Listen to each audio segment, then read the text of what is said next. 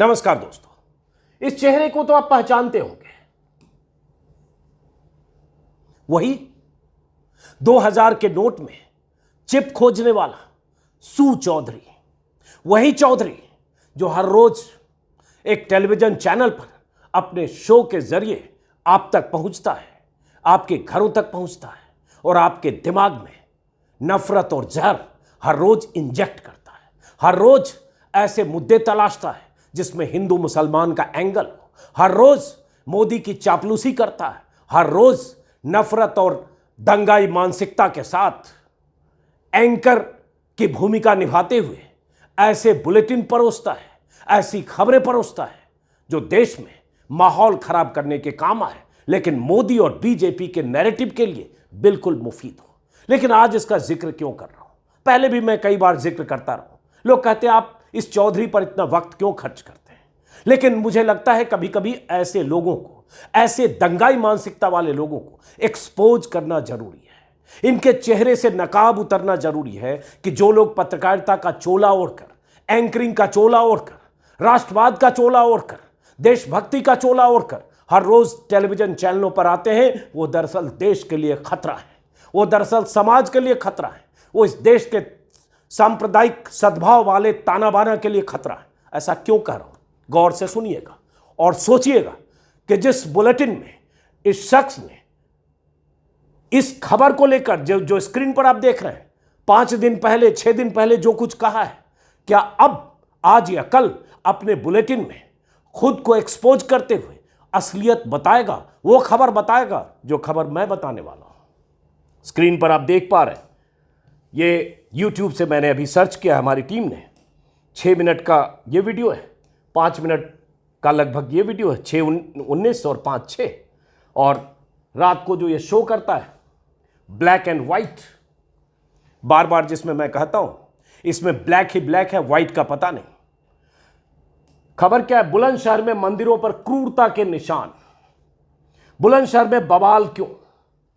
और इसने आज से 6 दिन पहले अपने शो में जो कुछ कहा था वो सुनिए, और आज जब इसके कहे की जो खबर को रंग देकर इसने बताया था उसकी असलियत सामने आई है, तो लोग इसे क्यों ट्रोल कर रहे हैं और इसे कह रहे हैं हिम्मत है तो वो खबर दिखाओ जो खबर आज आई है।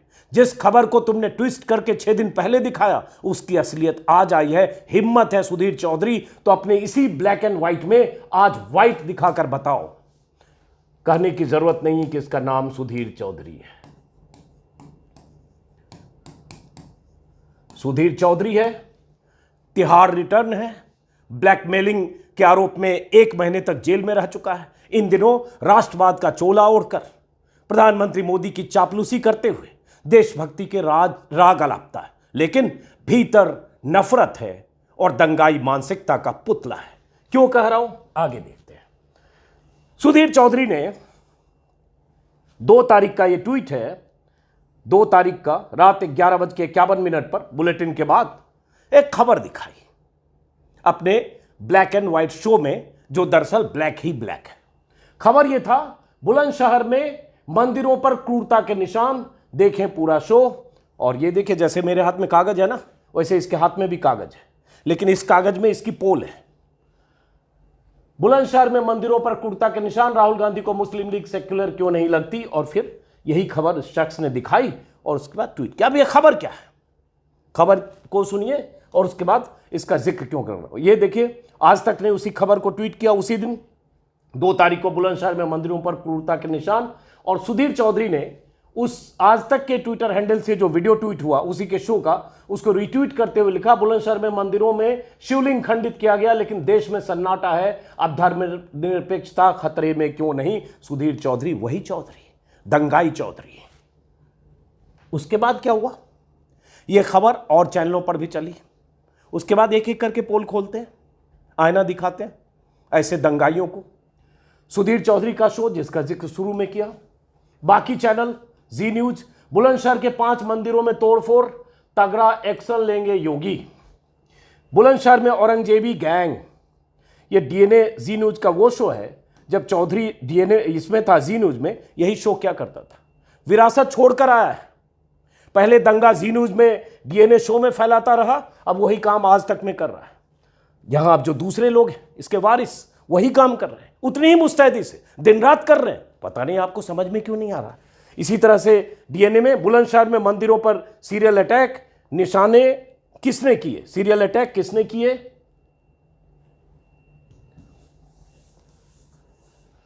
और यह भी एक चैनल है जी में, यूपी के मंदिरों में मूर्तियां तोड़ी, भर के योगी का भयंकर एक्शन, भर के योगी का भयंकर एक्शन।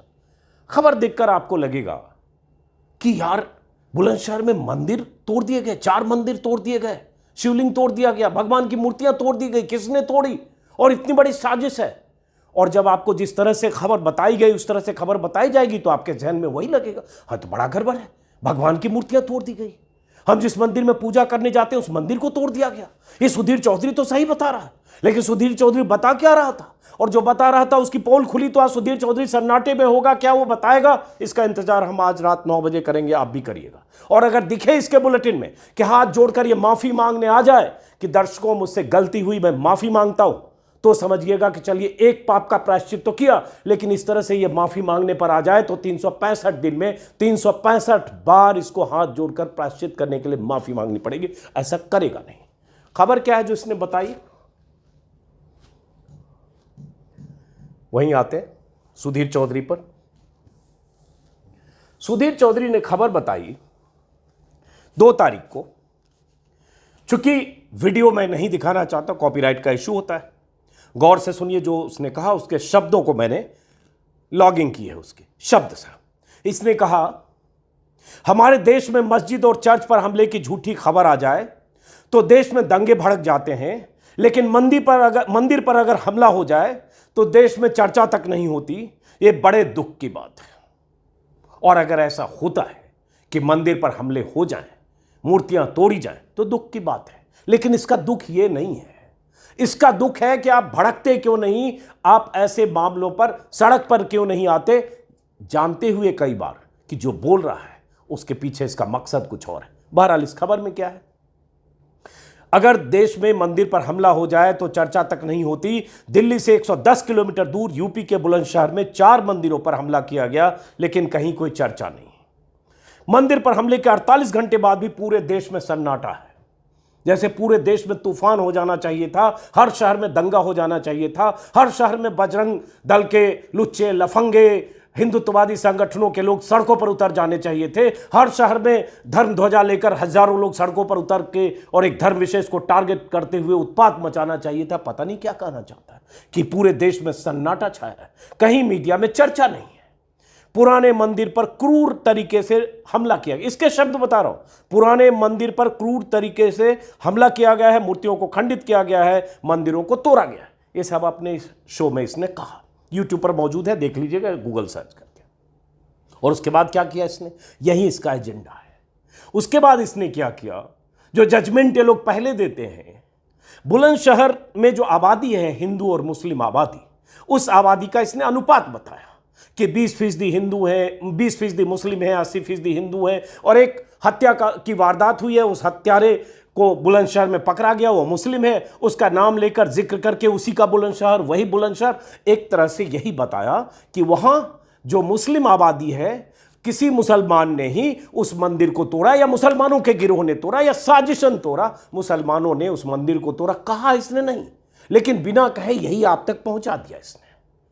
आप समझ गए होंगे कि बात तो सही कर रहा है, और इसलिए जिस तरह से इसने कहा वैसे ही बाकी चैनलों पर वो खबर चली लगातार ऐसे ही। ये तो 6 स्क्रीनशॉट है, गूगल पर जाएंगे खोजेंगे तो ऐसे 36 मिलेंगे। हो सकता है उस दिन बहसें भी हुई हो उस दिन, और क्योंकि अकेला तो है नहीं, ये चोपड़ा है, देवगुन है, गोस्वामी है, कई है ऐसे, सब एक ही तरह के, चमन चोपड़ा से लेकर और जो भी देवगन और गोस्वामी है, सारे ने मिलकर ऐसे ही रायता फैलाया। 2 दिन 3 दिन फैलाया होगा, मानकर चल रहा हूं, क्योंकि इतने स्क्रीनशॉट। अब देखिए हकीकत, ये बुलंदशहर पुलिस की प्रेस रिलीज है और वो सूचना है जो आज आई है। 2 मई को खबर चली, माफ करें 2 जून को खबर चली, 31 मई को मंदिर तोड़ा गया या मंदिर पर हमला हुआ, कुछ मूर्तियां खंडित हुई, और 8 तारीख को, आज 8 जून को बुलंदशहर पुलिस की तरफ से खबर आई है। जब मैं वीडियो कर रहा हूं उसके कुछ देर पहले 4:29 पर। अब इस खबर को सोचिए, सुनिए और इंतजार कीजिए बार बार कि उन चैनलों का कि वो क्या अपना काला मुंह आज दिखाते हैं, आपके सामने आकर हाथ जोड़कर आपसे माफी मांगते हैं कि उन्होंने गुमराह किया, देश में तनाव पैदा करने की कोशिश की और ये जानबूझकर की गई। क्यों न मान लें अगर हिंदू मुस्लिम आबादी को बताते हुए एक मकसद के साथ खबर दिखाते हो तो। बुलंदशहर पुलिस ने कहा है, थाना गुलाबटी पुलिस द्वारा मंदिरों की मूर्तियों को खंडित करने वाले 4 अभियुक्त गिरफ्तार। 4 अभियुक्त गिरफ्तार हो गए। पुलिस के मुताबिक जो गिरफ्तार हुए उनसे क्या बरामद हुआ उसकी पूरी लिस्ट है इसमें, और ये तस्वीर है जो गिरफ्तार हुए उनकी। अब देखिए पुलिस की जो ये का बयान है, और मैं आगे आपको एसएसपी का बयान भी बताऊंगा। एसएसपी ने जो कहा है वो आगे सुनने से पहले गिरफ्तार अभियुक्तों के नाम और पता सुन लीजिए, गौर से सुनिएगा। इसमें सलीम, सुल्तान, जफर ये सब नहीं है जो मकसद था उनका। हरीश उर्फ इलू पुत्र सुरेश, अजय पुत्र राजपाल, शिवम पुत्र सुंदर, केशव पुत्र दीपचंद, ये 4 लोग पकड़े गए और उनके साथ लोहे का सिब्बल एक पकड़ा गया। और उसके बाद पुलिस ने क्या कहा है कि ये मुख्य अभियुक्त हरीश उर्फ इलू के घेर में बैठकर शराब पीते थे। घटना वाली रात में भी अभियुक्तों ने घेर में शराब पी। उसके बाद शराब के नशे में हरीश उर्फ इलू के कहने पर अभियुक्तों द्वारा मूर्तियां खंडित की गई। तो कहानी क्या निकली? कहानी ये निकली कि शराबी टाइप के लफंगे जो शराब पीकर रात में कहीं बैठते थे और इस तरह की बातें जो भी करते होंगे, वो शराबी लफंगे बेकाबू हुए, या शराब का असर था या उनका और अतीत क्या था, आगे पुलिस बताएगी कि उनका आपराधिक इतिहास क्या था नहीं था। वो 4 शराबियों ने शराब पीने के बाद मंदिर में तोड़फोड़ की, मूर्तियां खंडित की और उसके बाद तस्वीरें ऐसी चली जिसे आपने इसी शक्ल में देखा कि ये बहुत बड़ी साजिश है। और साजिश में क्या क्या कहा गया? बुलंदशहर में औरंगजेबी गैंग, बुलंदशहर में औरंगजेबी गैंग, बुलंदशहर में मंदिरों पर सीरियल अटैक किसने किए, बुलंदशहर में बवाल क्यों, बुलंदशहर में मंदिरों पर क्रूरता के निशान, ऐसे जैसे गजनी गोरी ने हमला किया था। कहने का यही मकसद होता है, बुलंदशहर के 5 मंदिरों में तोड़फोड़, तगड़ा एक्शन लेंगे योगी। आपने ये सब देखा तो वही तो सोचा जो वो चाहता था कि आप तक पहुंचे।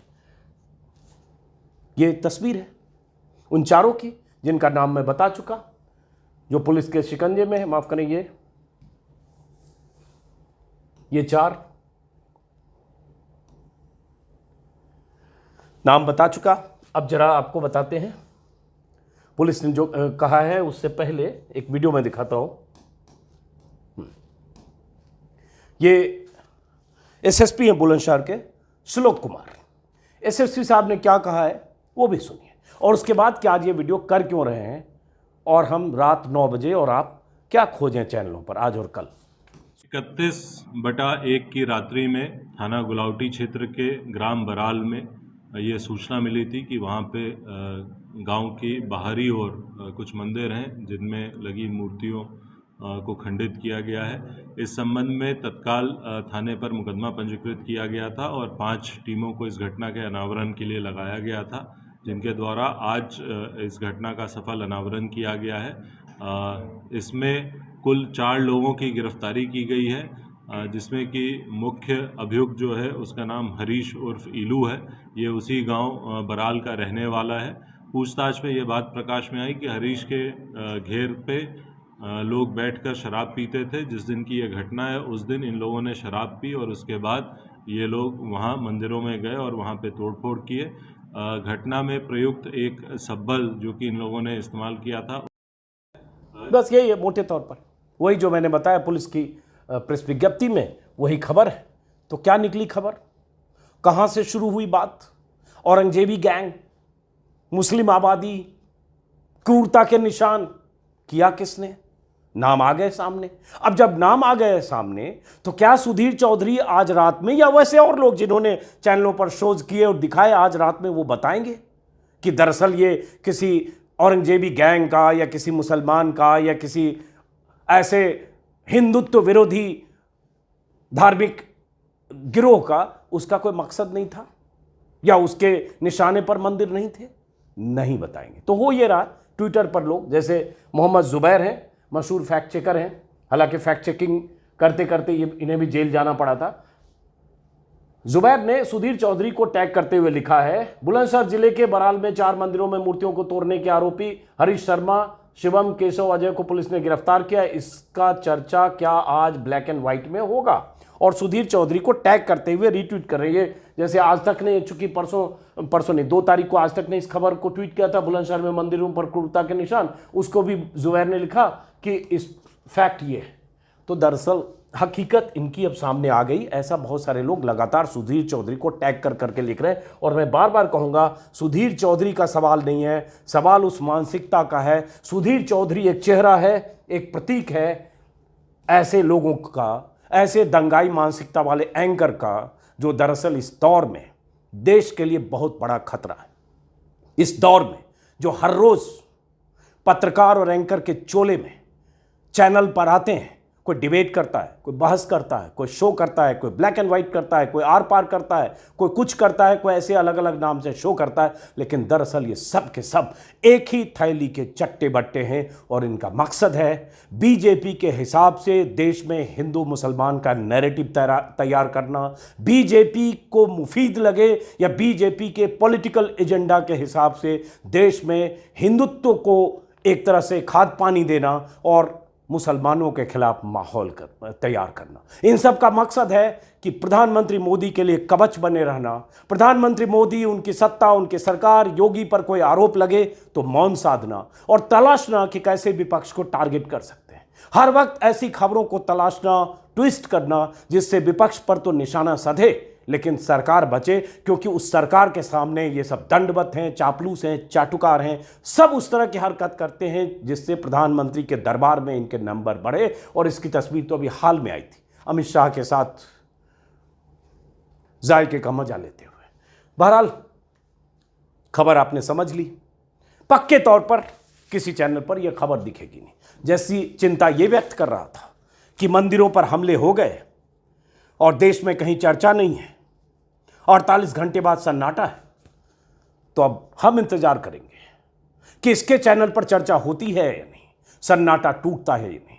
क्योंकि 48 घंटे बाद इसे चिंता थी, अब तो 8 दिन बाद असलियत सामने आ गई है। और अगर यह खबर दिखाता है तो इसका दंगाई चेहरा सामने आएगा। नकाब इसके रोज उतरते हैं, इसके लिए कोई नई बात नहीं। और गैंडे से भी मोटी इन सब की चमड़ी है। इसलिए मैं बोलूं, आप बोलूं, हमारे जैसे हजारों लोग बोलें, इनकी सेहत पर कोई फर्क नहीं पड़ता।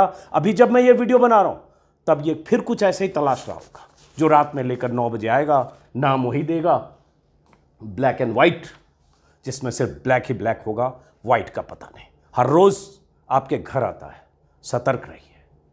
रिमोट आपके हाथ में है, दिमाग का इस्तेमाल कीजिए, बुद्धि लगाइए और ऐसे लोगों के कहे को नापिए, परखिए, वरना 4 साल, 6 साल, 5 साल जब गुजरेंगे तो लगेगा आप इंसान नहीं, चलते फिरते नफरत के पुतलों में तब्दील हो गए। और इसी की सुपारी लेकर ये सब लोग एंकर के चोले में आपके घरों तक पहुंच रहे हैं। फिलहाल इस वीडियो को खत्म करता हूं आक्रोश के साथ कि अगर आप संजीदा हैं तो मेरी बात को संजीदगी से सुनेंगे और ऐसे लोगों के कहे को मापेंगे, तौलेंगे और तय करेंगे किसे नहीं देखना है, किसे नहीं सुनना है। नमस्कार।